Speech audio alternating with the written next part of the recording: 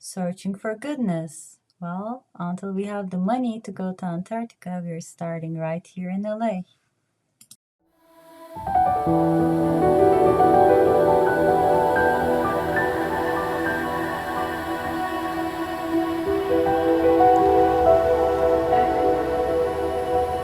Action. Hello from Los Angeles. Today I have my good friend Wilma Elles. I've known her for 10 years. She's a German actress.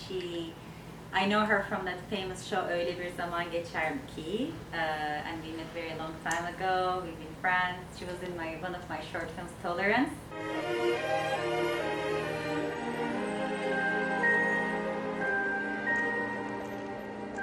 Smile, though your heart is aching. Smile, even though it's breaking. Burayla ilgilenir misin? When Keşke there böyle are gideceğimiz bir şey olsa ama clouds ancak görüyorsunuz çok in the karanlık. sky, you'll get Bu taraf by sizin alanınız olsun, bu taraf da benim. if you Sınırlar yok. smile through your fear and sorrow. Smile and maybe tomorrow you'll see the sun come shining through for you. And we met again in Los Angeles. She's here with her kids, and I'm actually interviewing her and her little baby in her belly right now. It's very exciting. So, Wilma, I know a lot of people know you already in Turkey and around the world, but can you please introduce yourself? Yes, thank you so much, Bessie Adult. I'm very excited to be in Searching for Goodness, and I think it's a really good subject. My name is Wilma Elles. I'm from Germany, but 13 years ago I moved to Istanbul for the TV series Öyle Bir Geçer Zaman Ki, and it was the record-breaking TV series of all times, and it was in 70 countries. So now they're all over the world. There are people who watch it, who likes it, thanks God. And then I continued with other series and movies, and I was here in this Oscar-eligible movie, Silver Carnation, which we shot in Los Angeles, so I come here quite often. And it's so good that we always stay in touch. Yes. And you are such a creative woman. I always love to support and be on your side when you have great ideas. Thank you so much. And you looked gorgeous at Cannes Film Festival this year. What is your lately projects, if you want to mention any of your projects in the works that are coming up? Yes, so the Cannes Film Festival, I go there every year. I love it to be with all the film crews all over the world. And at the moment, my new series is a streaming one. It's a concurrence of Netflix from Turkey. The platform's name is Tabi. And there I'm the wife of the Sultan, Jenny Hatun, in the series, the Kızı Elma, Fethi Öyküsü, The Great Apple. It is in English. You can watch it in English on tabyenglish.com. Yeah, and there are some other film projects coming up, so I'm excited. Very good. And our documentary is called Searching for Goodness. And we are starting slowly before we manage to go to Antarctica, which is going to be the first continent I'd like to explore for the feature film. Then I want to go to other continents as a documentary series, so there's going to be a little traveling involved. But at this stage, I just started asking from the point of view of an actress, artist, a scientist, My name's Nick Amoroso, and I'm a research scientist. a spiritual person. My father taught me spiritualism from a very young age and taught me how to meditate. And at that time, he was more into transcendental meditation. And to you, what does goodness mean? What is goodness to you, and how can we spread goodness? Yes.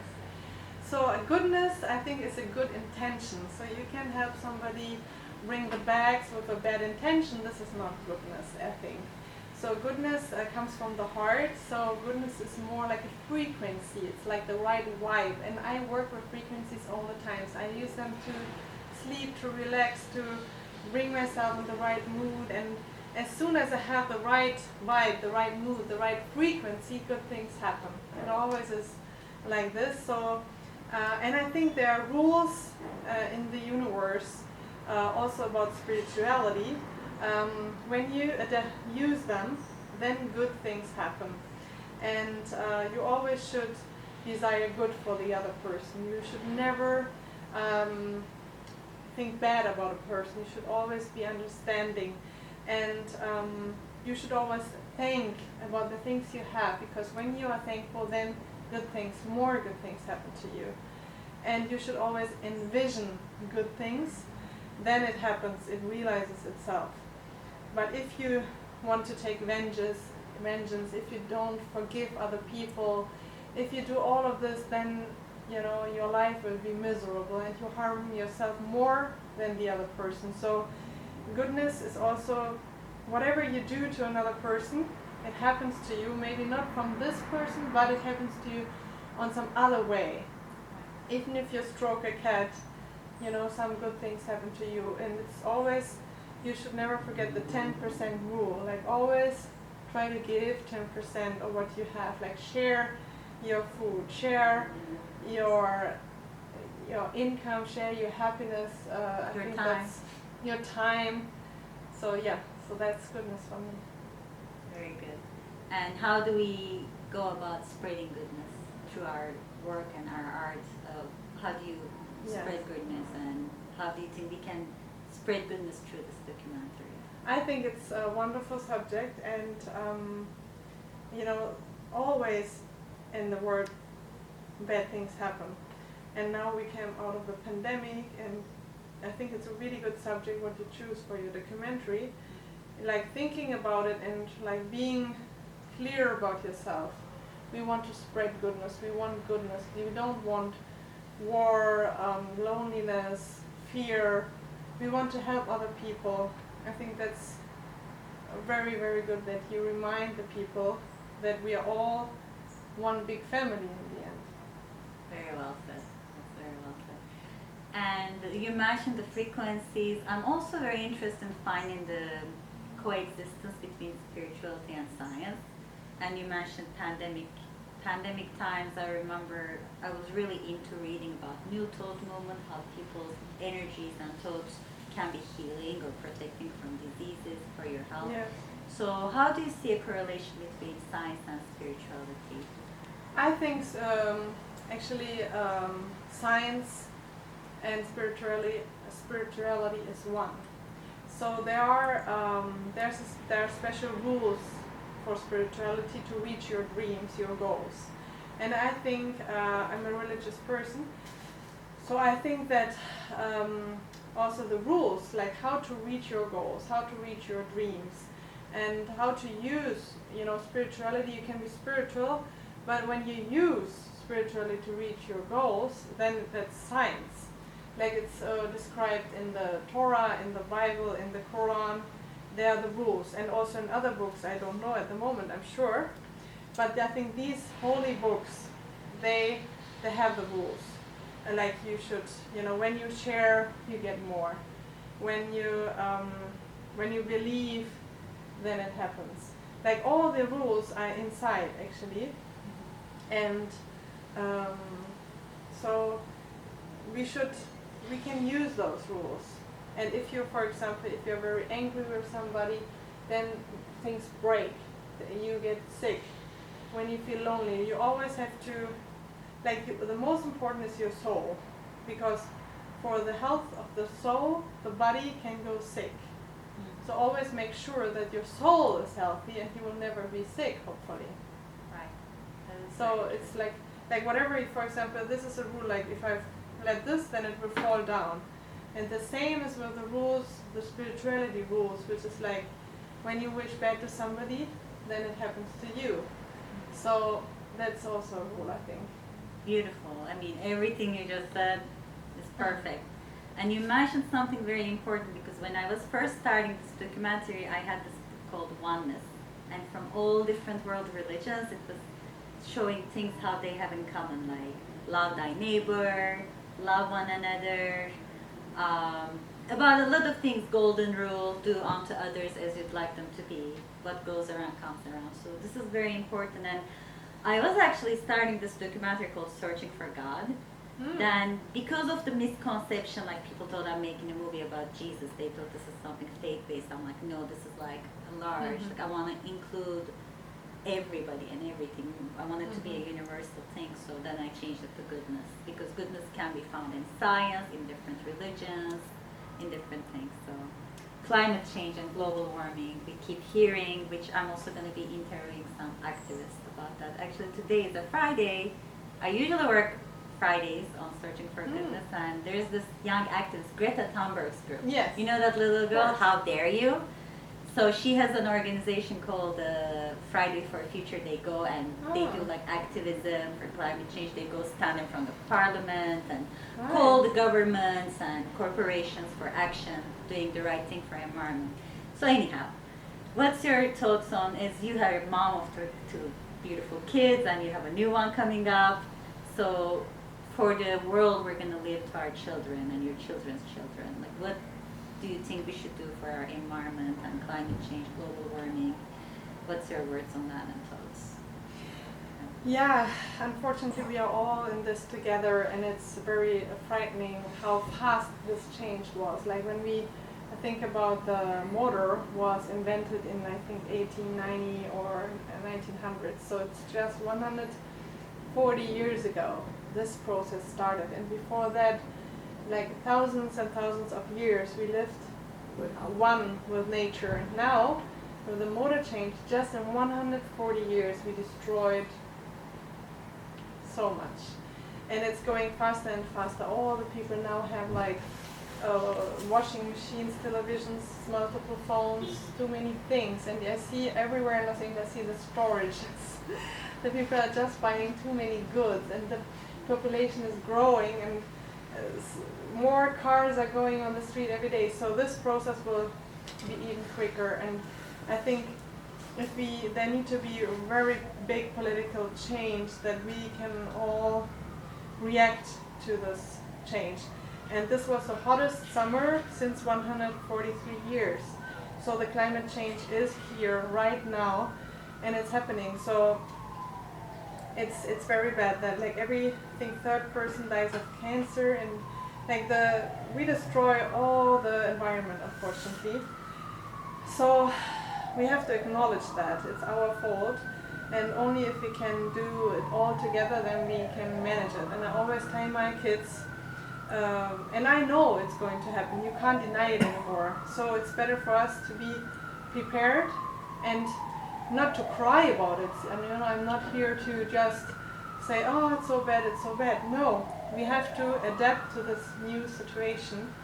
And for example, I was looking, Canada is a great place. Maybe it will be the best place to live in like 20 years, because a little population, a lot of trees, and a lot of nature. So we will all, I think, look for different places to live. So we have to change all of our things we are used to. I tell my kids, everything what you see here right now, it has to change. Isn't that crazy? But it is. We have to change everything. And this is also a chance for the new generation, because now we have like the rich and the poor people, let's say. Like the car sellers are the rich people. But this will change, because the new generation will create new inventions, how to move around without destroying nature, how to use electricity without destroying nature, like clothing, like everything's now about longevity, and about being, stable in the nature. And this has to change. If not, we will all die very soon. It's just how it is. So we better change fast. And I always say the people, it's like Darwin, yeah. Who adapts fast will be stronger, will survive. And how Descartes, there's only one thing that's not going to change, constant change. So everything will change. So let's not just cry about it. Let's not just be mad with each other. Let's do it all together, like the political change, and then the change in consummation and population, living together, community. Right. So what's your thoughts on AI and Yeah. anything you want to say on that? Yeah, I think now we are right in the center of the discussion of artificial intelligence, Los Angeles, the strike. And I think this process started also with the pandemic when we got used to see each other more on screen than seeing each other, drinking something together, touching something, smelling something, like having the full experience. So AI is just continuation of screen time.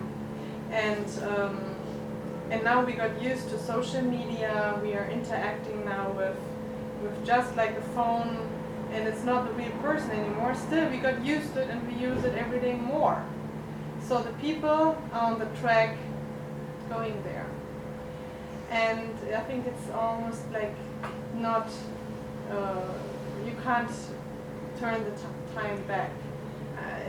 The start was, I think, when we had the musicians, when they just gave concerts and then the LP came on the market. I think that's when the musicians maybe protested and said, hey, now nobody's coming to my concert again.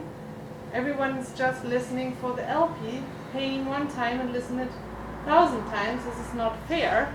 But it turned out that this was the way. Now we even not pay for any music anymore. We all watch it on YouTube, for example. So how do the singers survive? That's a big question. And also we actors now and directors, we have to be creative and thinking about new ways.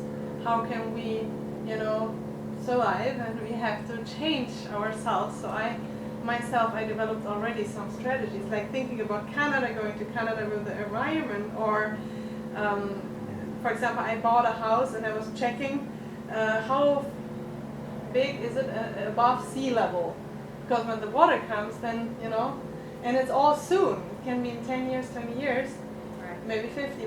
And this is the same. Now we need to develop strategies, and I'm looking into other branches. What can I do? Because I think the golden ages of Hollywood. I mean, it's so sad because Hollywood is like the motor of America.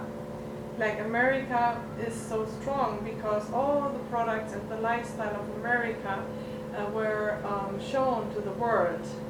And now Hollywood stops, and I think it's super dangerous because the world is not, I don't know, I'm afraid that the world order, but it's, it is like it is. We will see what happens, but I think also like America is strong, they will develop new ways, but Hollywood was the motor, and it's now stopping for months, and it will go on for some while, some people say. So this is, I hope they can agree very soon, because if not, things will change much faster. I mean, AI is like really improved. Like I remember last movie set I worked on, both of the assistant directors were talking, they were like getting help writing stuff, sending out emails through ChatGPT. I heard people writing stories, screenplays through it.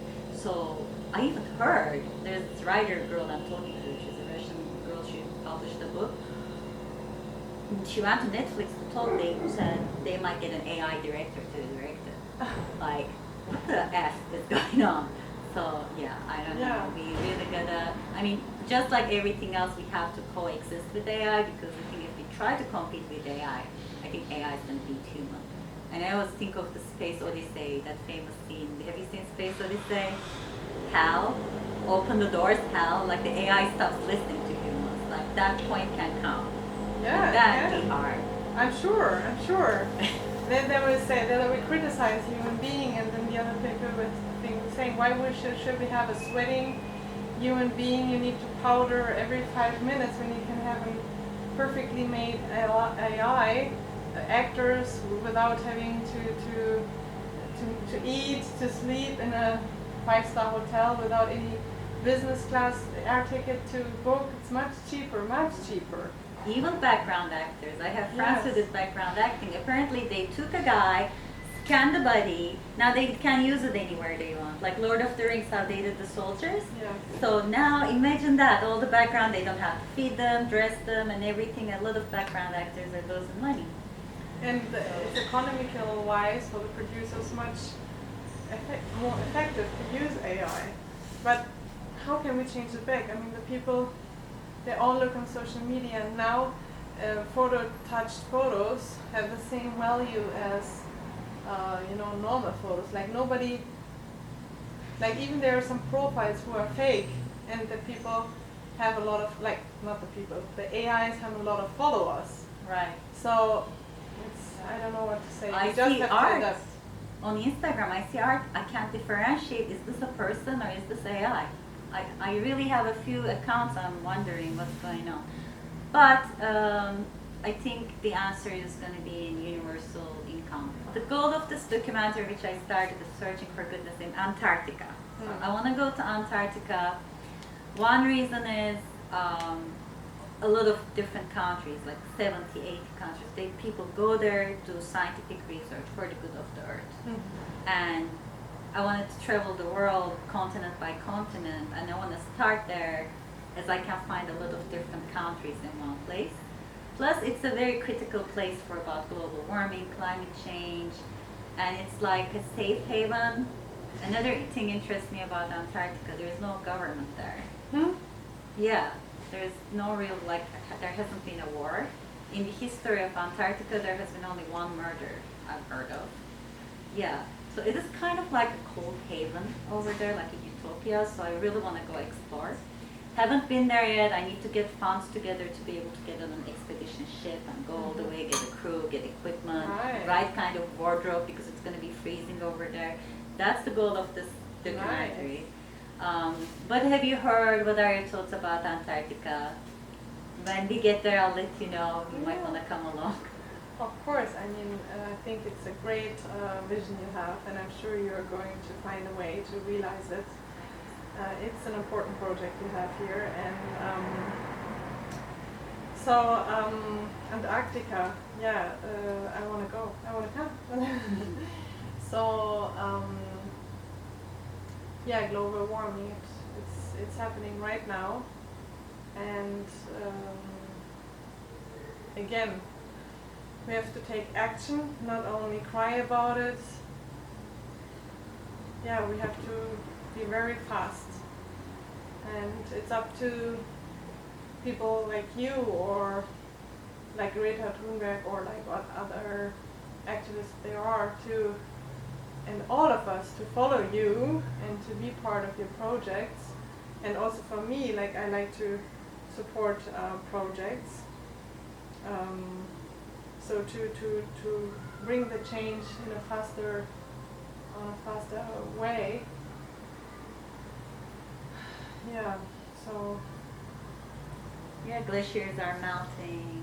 There's like polar bears on the top of one little glacier, and it melts, it's gonna go into water. Oh I'm my sure you God. saw that image. Yeah, All the yeah. animals and it's butterfly effect. Everything happening there is affecting the rest of the world. We see more floods, we see more fires, right?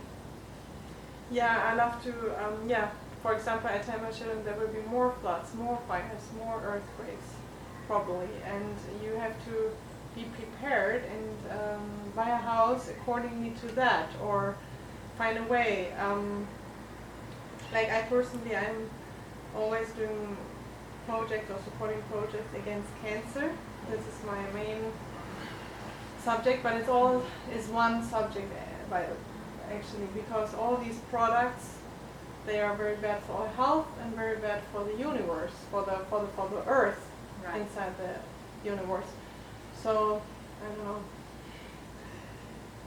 I'm sure they're doing a lot of research over there about this subject too, so I will make Yes. sure to ask about that too. Yeah. Thank you. Last question, don't want to tire you, and I also would like to thank all the secret Yeah. heroes behind the cameras, because they're Very. also making a difference and tiring their hands and New their eyes. Faces LA. Thank you so much. Thank you. And last question. For some reason, when I was interviewing people, birds came into picture a lot. Like birds started singing about, and this lady mentioned how dolphins are making seagull sounds. In different few interviews, I decided to, as an ode to Alfred Hitchcock, which is my favorite director ever, an ode to Hitchcock, I want to edit a section for birds. What are your thoughts on birds? What do you think of birds? Yeah. So We have a When little, my- pigeons in Turkey. when my mother died of cancer, this very day I saw a white feather next to her bed. And then I found another black feather next to her bed. And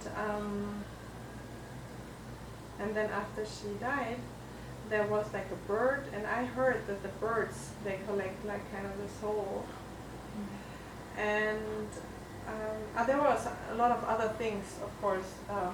I can't describe it right now, but the one point was that the bird, I looked at the bird and I knew now it's going to take me. I mean, of course, as a religious person, other processes were going on, but one was that the bird took it, and when I found the feathers, I was sure that there were some angels, you know, like birds are kind of angels, like they're in contact with heaven. And then also a few days later, I was so devastated, and I asked, will God give me a sign? Can I still be in contact with my mother? And then I found this very big feather, and there was no bird around. You know, I just looked down and there was this feather. So I think it had something to do. You know, I believe in it. So birds are very special, and yeah, all what That's I great. said. That's a beautiful story. I heard it about the feathers. That's an angel's connection. Okay, well, thank you so very much. I really do appreciate you, with your beauty and your wisdom. You're not only beautiful but talented and very smart. And You too. very happy to have you as part of my interview. Appreciate it. No, thank you so much, and I'm here looking a little bit different than normal. Thank you so much, Bessie. It's another great project of Thank you. you. And I wish you all my blessings for your motherhood as well. Thank you. I hope you can contribute to the world a better place. And thanks again to New Faces LA for filming this interview. Appreciate you. And that's the end of this chapter with Wilma Elles. Farewell. Take care. Great. Stop.